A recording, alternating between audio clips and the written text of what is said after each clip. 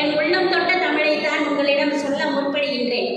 உயிரும் மெய்யுமா 30 முதலே என்ற நன்னூல் வரிகளில் அழகாக நம்முடைய உடல் பாகங்களில் 30 எழுத்துக்களையும் 30 மொழிகள் நம் இருப்பதை அழகாக சுட்டி காட்டியிருப்பார்கள்.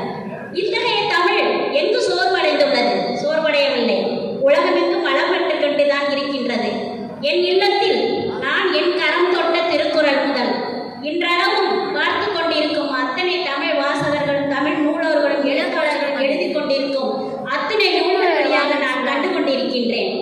அவற்றின் நூலே நற்றினை நல்ல குறுந்தொகை ஒத்த பதிற்றுப்பட்டு ஓங்கு வரியோ மறிபாடல் கட்டறிந்தர் ஏற்றும் கலியிட அகம்புறம் என இத்திரத்தை எட்டு தொகை முருகு பொருளாறு வானிரண்டு முல்லை பெருகுவட மதுரை காஞ்சி கோள்கொறிஞ்சி கோலநெடுங்கல்வாடை என்று சொல்லக்கூடிய 10 பாடல்களும் இவற்றையெல்லாம் தாங்கியுள்ள இந்த தமிழ் என்னுள்ளும் இருக்கிறது என்றால் நானும் தமிழர் என்று சொல்லலா, தலை நிமிர்ந்து நில்லடா என்ற தமிழச்சியாகத்தான் இங்கு உங்கள் முன் பேசிக் கொண்டிருக்கின்றேன் என்பதை நினைவு கொள்ளுங்கள். இத்தகைய தமிழ் நம்மளை எல்லாம் இணைத்துக் கொண்டிருக்கிறது என்றால் நாம் அந்த தமிழ் குருதியோடு நம் நிகழ்வு நம் லட்சிய உறுதியோடு நாம் செயல்பட்டு கொண்டிருக்கிறோம் என்பதை நான் இங்கு ஆணித்தரமாக தெரிவித்துக் கொள்கின்றேன். எனக்கு இந்த தமிழ் பண்பாடு இன்றளவும் எந்த நிகழ்வானாலும் நான் உடுத்தக்கூடிய ஆடை அணிகளில் இருந்து நம் தமிழ் பண்பாடு வெளியிடுகின்றது என்றால் என் தாய் என்னுடைய உறவுகள் அனைவரும் சொல்லிக் கொடுத்த அந்த பாடம் தான் என்பதை இந்த நினைவு கடமைப்பட்டிருக்கின்றேன்.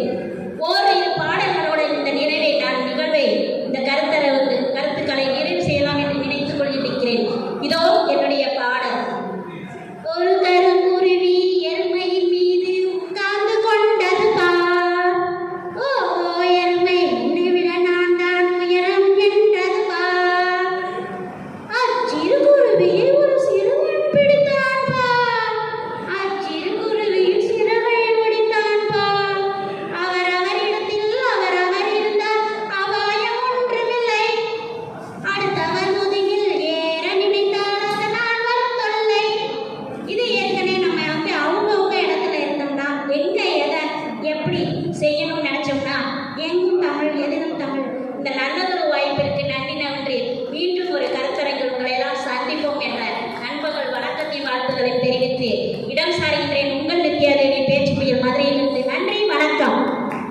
சிறப்புமா. கணிதவியல் ஆசிரியர் கணக்கு போடுற மாதிரி தன்னுடைய கருத்துக்களை கணக்கச்சிதமாக கூறிவிட்டார்.